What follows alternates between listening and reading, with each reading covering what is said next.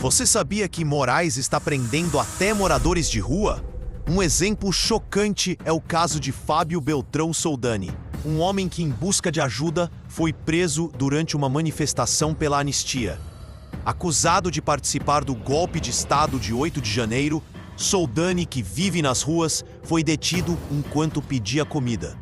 Essa é a realidade cruel imposta por um sistema que prefere prender inocentes a enfrentar a verdade. O absurdo não para por aí. Ele já havia sido preso anteriormente, mas sua única culpa é ser um patriota que busca apoio em um momento de desespero. O que mais precisamos ver para entender que estamos diante de uma verdadeira tirania? Um morador de rua que já tinha sido preso por conta dos atos do 8 de janeiro foi preso novamente por conta de uma decisão de Alexandre de Moraes, desta vez durante a passeata pela anistia lá na Avenida Paulista. Realmente, o 8 de janeiro é um golpe de Estado sui generis. Ele é único, como nunca se viu na história da humanidade. Com um cabeleireiro usando batom, com pipoqueiro, sorveteiro, sorvete perigoso, aquele cone, com pedreiro, professora, aposentados, pastores e, quem diria, até mesmo com morador de rua que Moraes não cansa de prender. Já foram mais de 4 moradores de rua presos e acusados de golpe de Estado.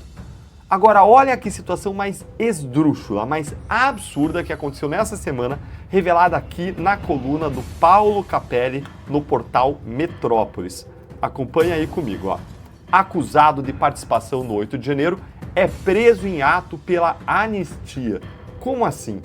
Considerado foragido pelo STF desde 2023, um cara muito perigoso, o analista de sistemas Fábio Beltrão Soldani, 58 anos, foi preso durante o ato pela anistia aos manifestantes do 8 de janeiro. O patriota foi detido durante a manifestação na Avenida Paulista no último dia 16/3 agora. Na ocasião, Bolsonaro discursou em Copacabana, mas também houve protestos em São Paulo.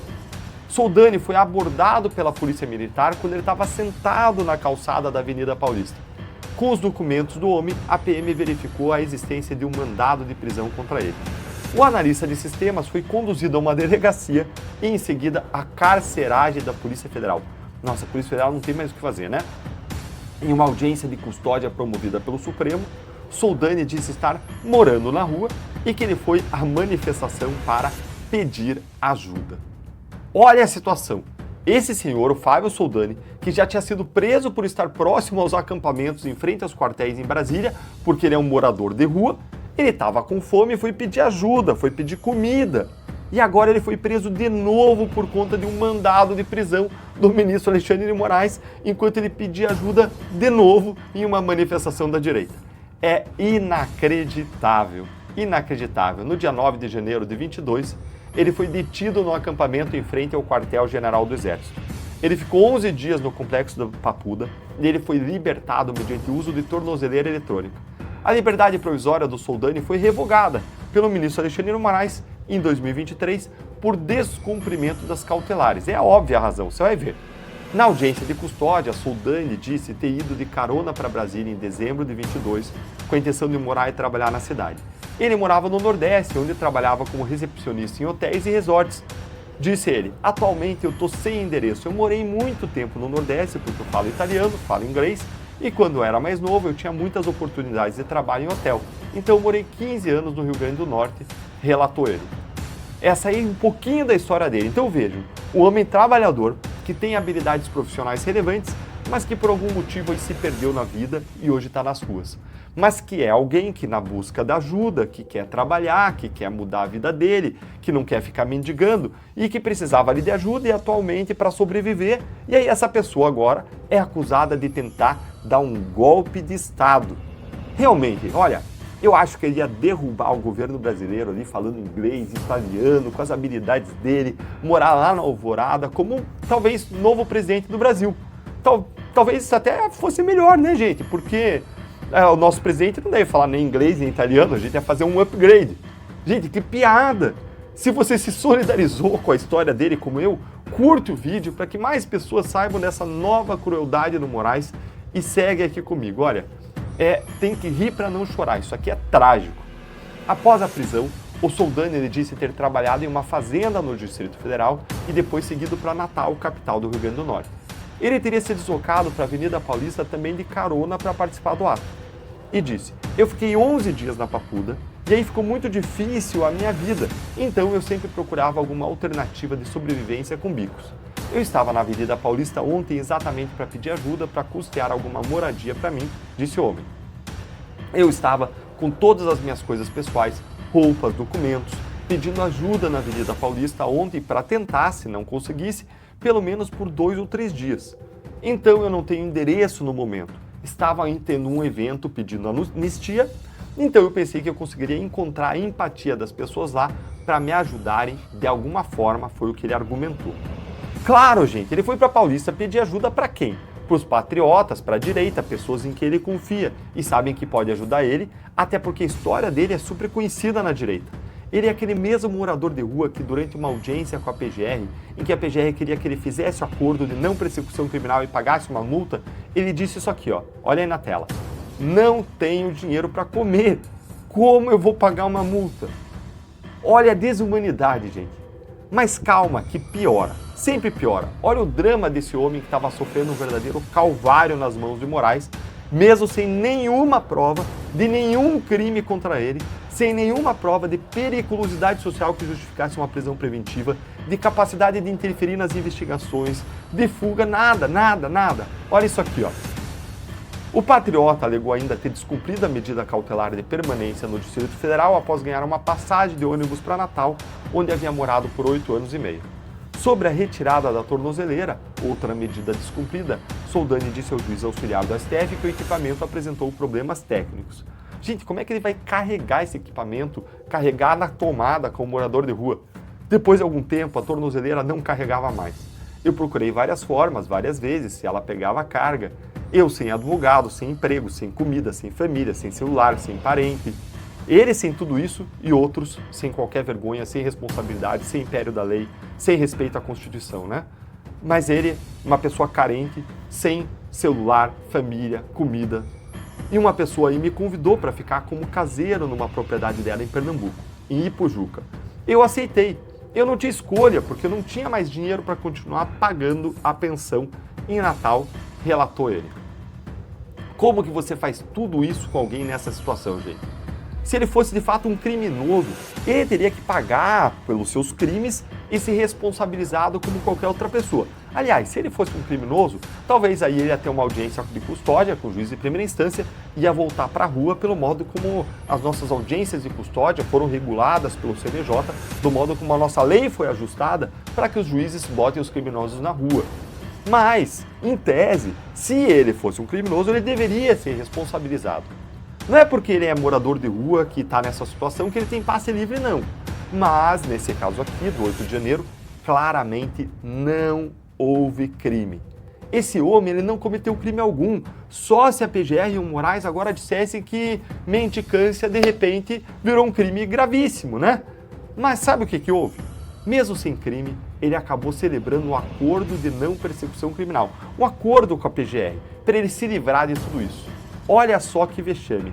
Olha que coisa mais vergonhosa por parte das nossas instituições. Olha aí.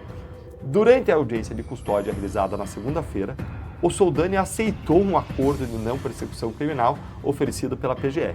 No instrumento processual, ou seja, ali no papel, no documento do acordo, o acusado confessa a prática do delito e concorda em cumprir medidas alternativas para evitar a prisão. Ao juiz auxiliar do STF, Soldani pediu a exclusão de 2 exigências feitas pela PGR, o pagamento de uma multa e a prestação de serviços comunitários. Aspas, a necessidade de exclusão da prestação pecuniária decorre do fato de que ele não ofere nenhuma renda, e a exclusão da prestação de serviços, de modo semelhante, decorre do fato de que ele necessita realizar pequenos bicos ou conseguir ajuda, doação, para se alimentar a cada dia. Em suas palavras, para conseguir, por exemplo, varrer a rua, seria necessário que ele tivesse podido dormir na noite anterior e ter minimamente se alimentado. Porém, atualmente, nem isso ele tem garantido. Ele precisa se virar para sobreviver, um dia de cada vez. Logo, não tem como se comprometer com obrigações que ele já sabe que ele não vai conseguir cumprir, por mais que deseje, observou aí o advogado dele, a Defensoria Pública da União, que está defendendo ele. Alegando ter 1,82 m de altura e estar pesando 66 quilos. Gente, eu tenho 1,84 m, eu peso 90 quilos, tá? Para vocês terem como referência. E ele pesa 66 quilos, 14 quilos abaixo do seu peso normal. O patriota ele solicitou ao STF a sua permanência na carceragem da Polícia Federal até a conclusão do acordo de não persecução criminal. Porque, claro, ele não tem como cumprir se ele está preso, porque preso pelo menos ele vai ter comida, ele vai conseguir cumprir, ele tem tomada para carregar, a tornozeleira. A princípio, o Soldani deveria ser transferido para o sistema prisional de São Paulo. Sinceramente, eu me conheço muito bem e eu temo pela minha segurança emocional e física se eu sair daqui para outro lugar. Eu não sei se o senhor me entende. Aqui eu me sinto relativamente tranquilo e bem, disse o acusado. Sinceramente, gente, eu estou sem palavras para comentar isso aqui. Não dá. Eu vou deixar o comentário com vocês. Abraço. E o que isso significa para a liberdade de todos nós? O STF, sob a batuta de Moraes, está se tornando um verdadeiro tribunal de exceção. Recentemente, o ex-presidente Jair Bolsonaro e outros réus foram convocados a apresentar defesa em um prazo de 5 dias, em um processo que muitos consideram uma farsa. Essa manobra não é apenas uma formalidade, é um ataque direto à liberdade de expressão e à democracia. O que está em jogo é a capacidade de um governo eleito de se defender contra acusações infundadas. A cada dia, vemos mais um passo em direção à censura e à repressão. Que os advogados do ex-presidente Jair Bolsonaro e de mais 7 réus que formam o núcleo 1 do plano de golpe têm 5 dias para apresentarem a defesa prévia. O prazo foi estipulado pelo ministro do STF, Alexandre de Moraes, e eu chamo agora a Gabriela Veras, que vem conversar com a gente ao vivo, direto de Brasília, e traz as informações para a gente. Gabi, bom dia.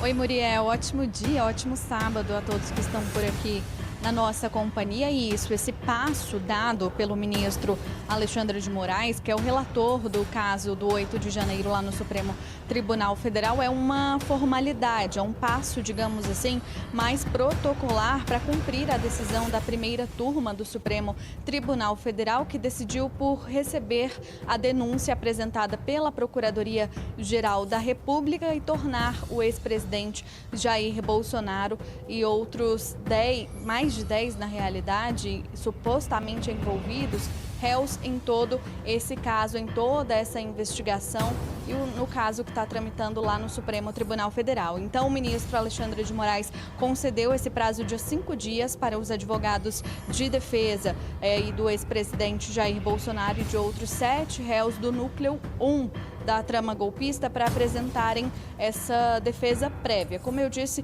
é um passo protocolar e essa abertura dada pelo ministro Alexandre de Moraes, desse prazo, é a primeira medida assinada pelo ministro na ação penal aberta hoje na ação penal, na realidade, aberta contra os acusados. Então, Moraes é o relator do caso, é uma formalidade, é um passo protocolar que tem que ser seguido e, a partir de agora, o ministro Alexandre de Moraes também confirmou que o Bolsonaro e os outros acusados deverão prestar depoimento ao final desse processo. A data disso ainda não foi definida, no entanto, ainda deve ser definida a partir de quando essas defesas começarem ali a se mobilizar e a entregar o que está sendo solicitado, o que está sendo determinado pelo ministro Alexandre de Moraes. Vale a gente lembrar quem são os réus do núcleo 1 dessa suposta trama golpista, entre eles, claro, o ex-presidente Jair Bolsonaro, Walter Braga Neto, que foi aí ex-ministro, né, e vice de Bolsonaro nas eleições de 2022, general Augusto Heleno e também Alexandre Ramagem, além, claro, de Anderson Torres, que foi ministro da Justiça e Segurança Pública, era secretário de Segurança daqui do Distrito Federal, quando os atos do 8 de janeiro aconteceram lá na esplanada dos ministérios e as pessoas ali invadiram, né, as sedes dos 3 poderes. Então é um passo protocolar, os advogados deverão seguir esse prazo, essas instruções dadas pelo ministro Alexandre de Moraes e depois disso outros passos com relação ao recebimento dessa denúncia pela Procuradoria-Geral da República deverão ser dados pelo ministro Alexandre de Moraes. Muriel. Muito bem, Gabi, obrigada, viu, pelas informações. Já a gente volta a conversar mais. Será que há um plano secreto para silenciar a oposição? Hugo Motta, presidente da Câmara, está em negociações obscuras com Lula e o STF para enterrar o projeto de anistia que poderia aliviar a pressão sobre os patriotas. Ele já conseguiu as assinaturas necessárias, mas agora parece estar cedendo às pressões do governo e do Supremo. Essa traição não pode ser aceita. O que está em jogo é a credibilidade da direita e a luta pela liberdade. Se Motta não pautar a anistia, ele não apenas perderá a confiança dos seus colegas, mas também a esperança de milhões de brasileiros que acreditam na justiça e na verdade. Hugo Motta tem um plano traiçoeiro para a anistia que envolve Lula e o STF, mas a direita não pode aceitar isso de forma alguma. Pois é, gente, eu fiz um vídeo ontem sobre a vitória da direita depois de conseguir 257 assinaturas para a urgência da anistia. E aí eu perguntei nesse vídeo o que o Hugo Motta iria fazer. Ele ia cumprir o acordo dele com o Bolsonaro, com a direita, de pautar o projeto, ou então ele iria cumprir o acordo com o STF, com o Lula, com o PT, de não pautar o projeto de forma alguma? Pois é, parece que agora nós temos a resposta. Lê aqui comigo essa matéria que saiu na Folha de São Paulo, olha aí na sua tela. Hugo Motta negocia acordo sobre anistia com STF e governo para frear pressão bolsonarista. Quer dizer então, Hugo Motta, que você vai sair pela tangente e está negociando um acordo justamente com quem mais quer enterrar a anistia, o governo Lula e o Supremo? Ah, vem comigo ver isso aqui, ó. O presidente da Câmara, Hugo Motta, negocia com Lula, com lideranças políticas e com ministros do STF um acordo para encontrar uma alternativa ao projeto de lei que dá anistia aos envolvidos nos ataques do 8 de janeiro de 2023. Motta tenta construir um consenso entre os três poderes para reduzir a pressão pela aprovação da proposta, que é defendida pelo ex-presidente Bolsonaro, mas vista como uma afronta ao Supremo e um possível gatilho de uma crise institucional. O líder do PL da Câmara, Sóstenes Cavalcante, afirmou que o partido já conseguiu 257 assinaturas necessárias na Câmara para pedir que o projeto vá direto ao plenário, mas cabe a Motta a decisão. E mais do que isso, gente, o Sóstenes expôs completamente o Hugo Motta ao mostrar o vai e vem aí nas palavras dele, que primeiro dizia que ia pautar se a maioria dos líderes dos partidos na Câmara concordassem, aí depois que o PL conseguiu isso, aí ele mudou de conversa e disse que ia pautar se a direita conseguisse as 257 assinaturas. E agora que a direita conseguiu, agora ele está querendo fazer um acordão lá com Lula, com o Supremo. É isso mesmo? Olha aqui o que disse o Sóstenes, dá uma olhadinha nesse vídeo. O presidente Hugo Motta falou, se trouxer assinatura de líder, a gente pauta.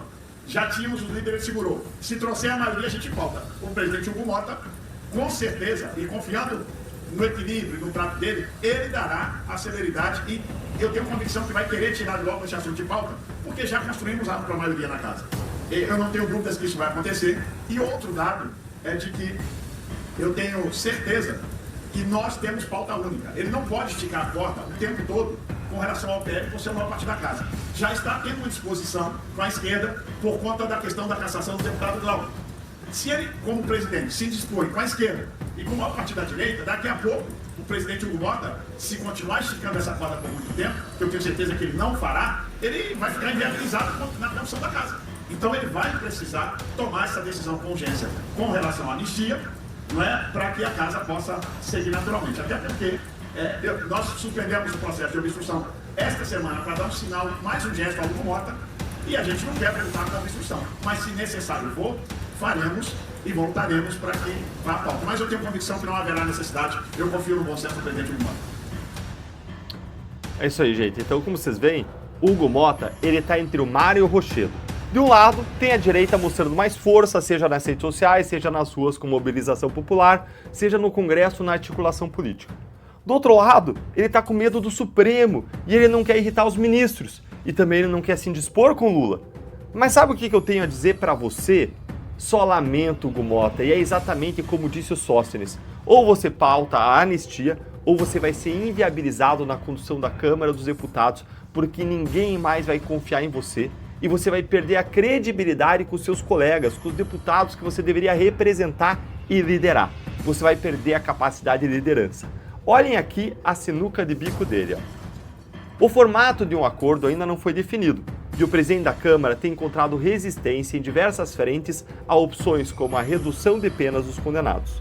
Lideranças políticas buscam principalmente caminhos dentro do legislativo para dar um desfecho ao tema. Uma das alternativas estudadas é fazer ajustes no projeto de lei da anistia para prever a redução de penas em alguns casos.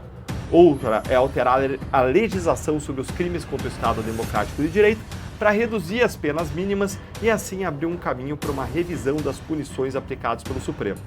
Avalie-se entre deputados até um indulto presidencial para resolver o imbróglio.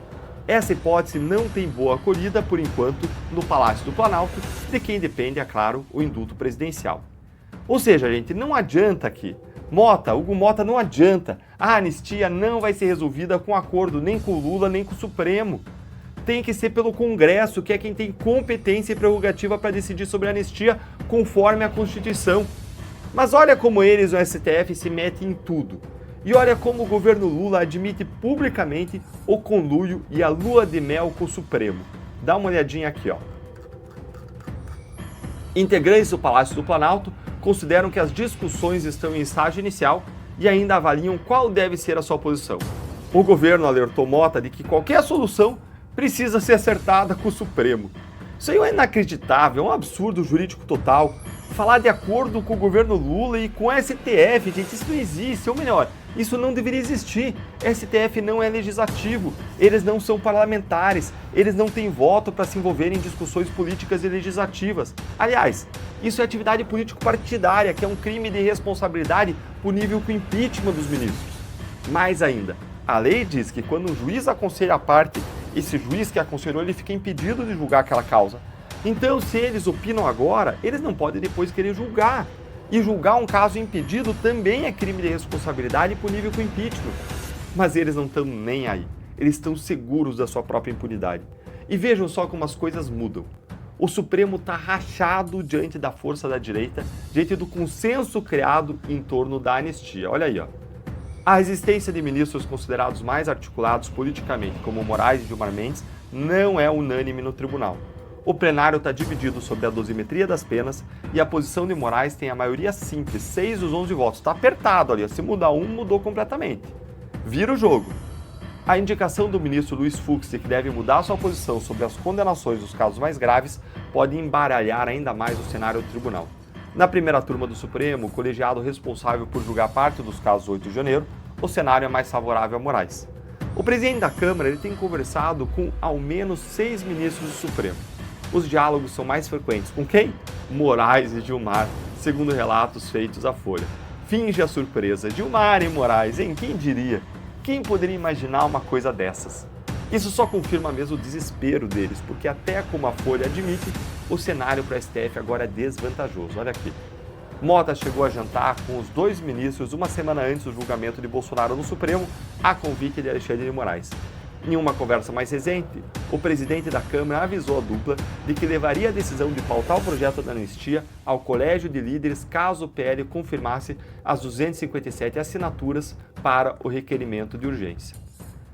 Com o cenário desfavorável, ministros do Supremo tentam convencer que a breve espera pela progressão das penas é o melhor caminho. Em um aceno à Mota, Moraes teria decidido mudar a condução de alguns processos. Gente, olha como se tornou normal falar que os ministros do STF decidem os casos de forma política, de acordo com os ventos políticos. Olha que absurdo, isso nunca deveria ser assim. O juiz deveria julgar de acordo com os fatos, com as provas, com a lei. Mas no Supremo não. No Supremo eles decidem depois de conversas e jantares, bastidores de políticos, né? Olha que calamidade, que barbaridade. Eles não agem de determinada maneira porque é a coisa certa a fazer, porque as provas, os fatos, a lei indicam. Eles agem de uma determinada maneira apenas porque é a coisa mais conveniente politicamente. A situação é alarmante. Estamos diante de um ataque frontal à liberdade e à justiça no Brasil. A batalha pela verdade e pela liberdade continua e novas revelações estão por vir. Não fique de fora dessa luta. Inscreva-se no canal e ative o sino para não perder os próximos capítulos dessa guerra contra a tirania.